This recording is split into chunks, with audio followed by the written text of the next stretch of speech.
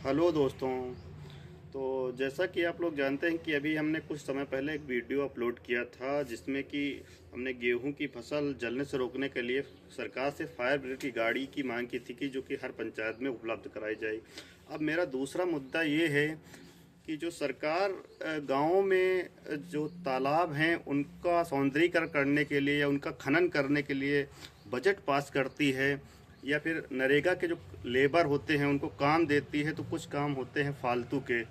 तो वो काम हम सोच रहे हैं ऐसा काम हो कि जो लोगों के हित में हो, लोगों को मतलब उससे मदद मिले।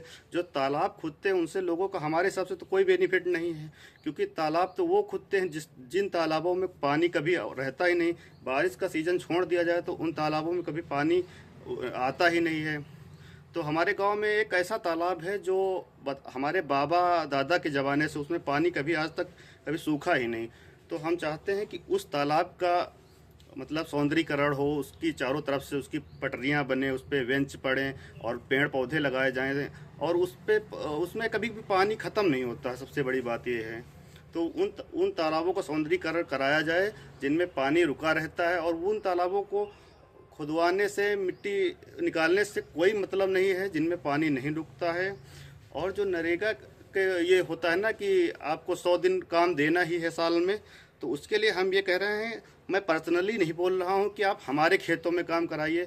जैसे आजकल क्या है कि लेबर के भाव काफ़ी बढ़ गए हैं, काफ़ी लेबर खेतों में काम करने के लिए महंगे आते हैं। तो सरकार जो भी 200 कुछ रुपया देती है नरेगा के लेबरों को, तो वही लेबर एक कमेटी बनाया जाए प्रधान जी के द्वारा कि जो है वही लेबर मतलब सबके गांव में जितने भी किसान हैं या जो भी कोई जो ज़रूरी काम है, जैसे खेत में निराई करना, खेतों में बारिश सीजन में मेढ़ रखी जाती है, मेढ़ का रखना, तो ऐसे कोई भी काम है तो 5-5 लेबर जिस हिसाब से जिसके खेत में काम हो उस हिसाब से लेबरों को भेजा जाए। उसके लिए मेट लोग उसकी जिम्मेदारी लें और काम उस प्रकार से कराया जाए जिसका जो काम ज़रूरी है। ऐसा नहीं कि कोई फालतू का काम कराए, मतलब पैसा सरकार दे लेकिन काम किसानों का हो। हम ये नहीं बोल रहे कि हमारा ही काम हो, हर व्यक्ति का काम हो। जो भी कोई काम अकेले नहीं कर पा रहा है, 2-4 लोगों की ज़रूरत है। जैसे कि हमारे गांव में क्या है, सबसे ज़्यादा टमाटर की फसल लगती है, तो टमाटर की फसल में टमाटर की बंधाई की ज़रूरत होती है, उसमें मिट्टी चढ़ाना होता है और बहुत से काम होते हैं। उसमें वो सरकार की तरफ से लेबर भेजे जाएँ। और भी जो खेत में काम होता है, पिपरमिंट लोग लगाते हैं, हालांकि मैं नहीं लगाता हूं पिपरमिंट, लेकिन उसके अलावा भी जो ज़रूरी काम है वो काम सरकार कराए और उसके पैसे दे। जो फालतू के इधर से उधर झाड़ी झंखाल कटाई जा रही या कुछ भी हो रहा, उन कामों से कोई मतलब नहीं है।